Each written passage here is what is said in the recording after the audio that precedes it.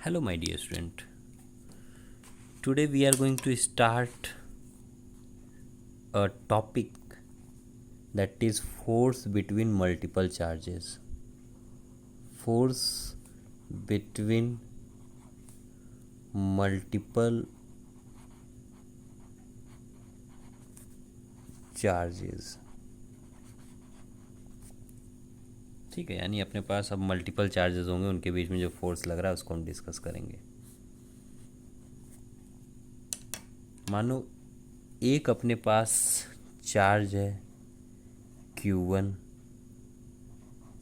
और एक अपने पास चार्ज है Q2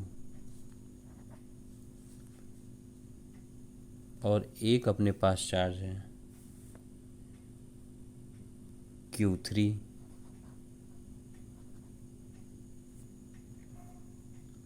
ठीक है,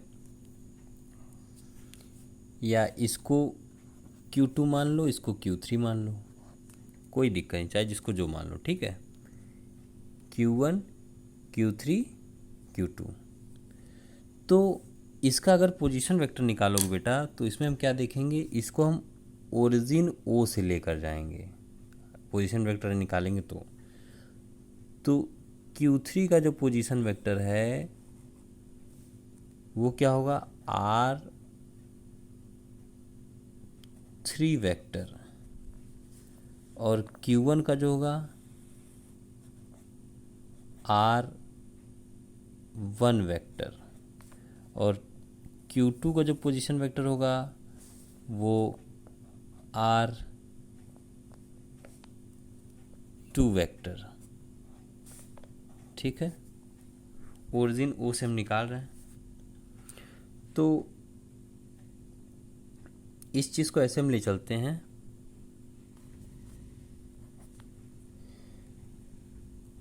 ट्रायंगल या लॉ ऑफ पैरेललोग्राम जितना आपको आता हो सब यहाँ लगा लेंगे हम लोग। ठीक है, यानी इसकी वजह से जो फोर्स लग रहा है बेटा, इसके वजह से जो फोर्स लग रहा है Q2 की वजह से Q1 पे जो लग रहा है वो क्या है, इधर का ही है। ठीक है, इस फोर्स का नाम है F2 के वजह से 1 पे लग रहा है, 1 2 वेक्टर, और इसके वजह से जो इस पे लग रहा है ये इधर कहीं लग रहा है, तो इसको, इस फोर्स का नाम है वेक्टर F1 पे लग रहा है 3 के वजह से। तो अब हम क्या करेंगे, देखने जाएंगे, जरा इसका यहाँ से पोजीशन वेक्टर देख लो, इन दोनों के बीच में जो दूरी हो क्या होगा, R13 वेक्टर, और ये होगा R12 वेक्टर। ठीक है, इतनी चीज़ें क्लियर हुई। यानी ये सब इतना होने के बाद, गिवन वगैरह सारी चीज़ें होने के बाद, Q1 Q2 चार्जेस हैं, जो चार्जेस अपने पास क्या है, लेट्स चार्जेस क्या, Q1 Q2 एंड Q3, और जो फोर्सेस लगेंगे बेटा, एंड फोर्सेस आर कौन कौन सा है, एक है अपना वेक्टर F12 यानी 1 पे जो 2 के वजह से लग रहा है, और दूसरा जो है एंड F1 पे लग रहा है 3 के वजह से। ओके, जो पोजीशन वेक्टर है Q1 Q2 यानी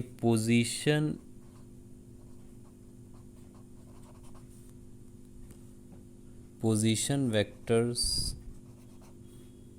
of Q1 Q2 and Q3 क्या क्या है, Q1 का R1 वेक्टर है,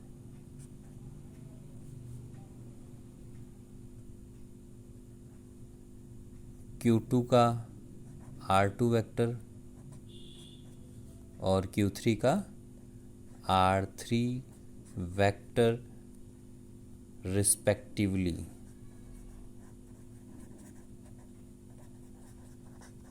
ठीक है, रिस्पेक्टिवली यानी सबका इसी हिसाब से है पोजीशन वेक्टर और फोर्स। तो डज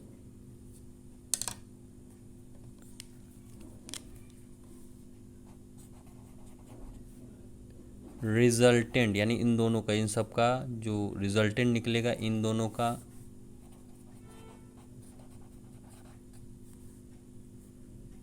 फोर्स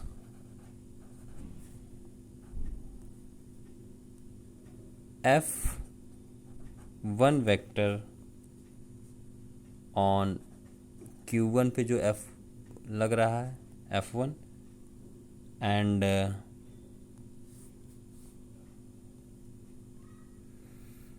इन सब को ज़रा देख लें। जो Q1 पे जो लग रहा है, जो इसका एक रिजल्टेंट निकल के आएगा बेटा, ठीक है, इन दोनों का रिजल्टेंट निकल के आएगा जो इस पे डायरेक्ट लग रहा है, इस पे इन दोनों का एक रिजल्टेंट निकल के आएगा। लॉ ऑफ पैरेललोग्राम से हम निकालेंगे। ओके, तो यानी इसके कहीं बीच में आएगा, इसके यहाँ से पैरेलल, इसके यहाँ से पैरेलल, तो यहाँ कहीं आएगा। तो उसका जब कैलकुलेशन होता है वो क्या होता है,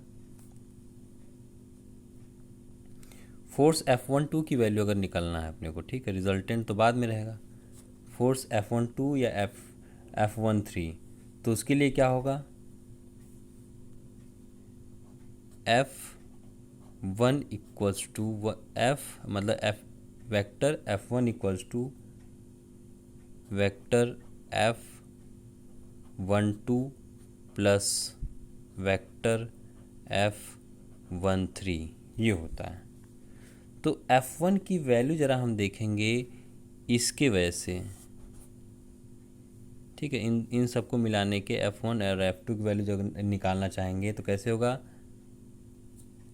वो होगा F12 वेक्टर की वैल्यू के Q1 Q2 अपॉन मॉड में R21 वेक्टर का स्क्वायर यानी इसका मैग्नीट्यूड का स्क्वायर, फिर R21 ये है पोजीशन वेक्टर, ठीक है, यूनिट वेक्टर ये F12 की वैल्यू आई है।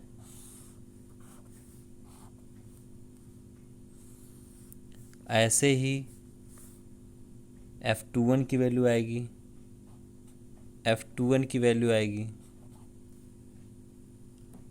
तो क्या होगा, के Q1 Q2 अपॉन R12 इसका उल्टा हो जाएगा, ठीक है, R12 वेक्टर का मॉड यानी इसका मैग्नीट्यूड का स्क्वायर, तो इसका ये क्या हो जाएगा,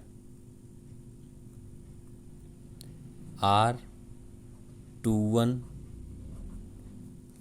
यूनिट वेक्टर ले लेंगे, ठीक है।